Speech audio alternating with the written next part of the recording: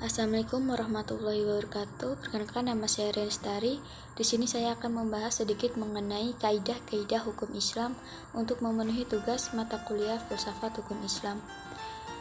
Pertama, prinsip dalam hukum Islam. Kata prinsip berarti asas, yakni kebenaran yang menjadi pokok dasar orang berpikir, bertindak, dan sebagainya. Adapun yang dimaksud dengan prinsip-prinsip hukum Islam ialah cita-cita yang menjadi pokok dasar dan landasan atau tumpuan hukum Islam. Adapun prinsip-prinsip dalam hukum Islam itu antara lain, yang pertama, meniadakan kesempitan dan kesukaran. Contohnya, orang yang sedang bepergian, sakit, dan dalam keadaan hamil atau menyusui boleh tidak berpuasa. Adapun orang yang tidak kuat berdiri untuk mendirikan sholat, maka ia boleh melakukan dengan duduk. Yang kedua yaitu sedikit pembebanan, yang mana prinsip ini mengisyaratkan bahwa pembebanan syariat atas manusia memang ada. Akan tetapi syarat yang diturunkan atau dibebankan itu diterima apa adanya tanpa permasalahan atau mempertanyakannya yang dapat menimbulkan kesukaran dan pemberatan atas pundak mukallaf terhadap kewajiban agama yang disembahnya. Prinsip ini dilandasi oleh firman Allah dalam surat Al-Maidah ayat 101 yang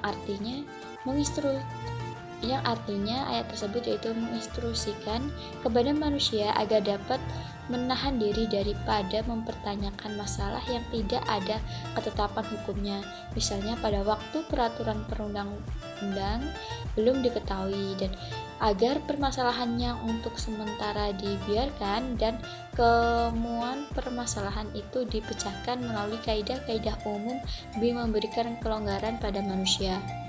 Yang ketiga yaitu bertahap dalam menetapkan hukum. Al-Quran diturunkan secara beransur-ansur, bukan sekaligus, sebab mengingat potensi manusia yang sangat terbatas sehingga ketika ada ayat yang telah diturunkan kemudian dipahami, barulah ayat lain diturunkan. Keempat yaitu memperhatikan kemaslahatan manusia.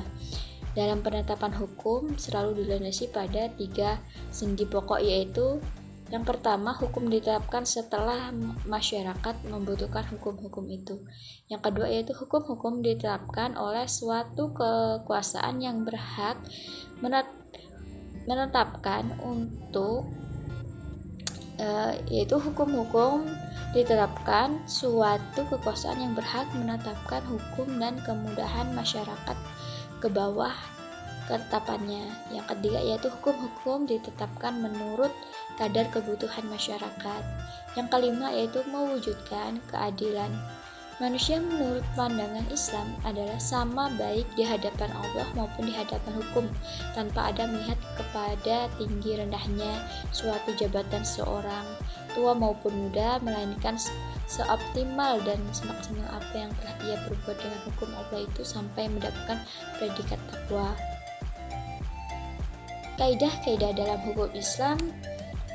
Kata kaidah secara etimologi berarti asas. Adapun menurut As-Suyuti dalam kitab Al-Ashibah wa An-Najair bahwa kaidah adalah hukum yang bersifat kuli, menyeluruh atau general yang meliputi semua bagian. Macam-macam kaidah hukum Islam yaitu yang pertama yaitu kaidah asasiyah. Segala sesuatu perbuatan tergantung pada tujuannya. Adapun kebiasaan itu dapat ditetapkan sebagai hukum. Kemudaratan itu harus dihilangkan. Yang sudah diyakini tidak dapat dihapus oleh keraguan-keraguan. Kesukaran itu mendatangkan kemudahan. Yang kedua yaitu kaidah khairu asyasiyah. Walaupun kedudukannya bukan sebagai kaidah asyasiyah, namun keberadaannya tetap didudukan sebagai kaidah yang penting dalam hukum Islam, karena pada fuqaha sepakat akan kehujatan kaidah ini. Adapun kaidah-kaidah khairu asyasiyah ini ada sebanyak 40 kaidah yang dapat ketahui dalam kitab As-Sibah wa An-Najair karangan Imam lalu Din Abdurrahman bin Abu Bakar al-Sayyuti, kemudian ditambah lagi dengan 60 kaidah yang terdapat dalam kitab Al-Majallatul Ahkamil Aidiyah yang telah disempurnakan oleh Mustafa Ahmad Al-Jarqa. Tujuan hukum Islam. Kajian tentang maksud tujuan ditetapkan hukum dalam Islam merupakan kajian yang sangat menarik dalam bidang usul fikih. Al-Sayyibi mengatakan bahwa doktrin Maqasid as-Syariah adalah kelanjutan dan perkembangan dari konsep maslahah. Tujuan hukum Islam Maqasid as-Syariah yang pertama yaitu memelihara agama, kedua memelihara jiwa, ketiga memelihara akal, keempat memelihara kehormatan, yang kelima yaitu memelihara harta kekayaan. Demikian yang bisa saya bagikan tentang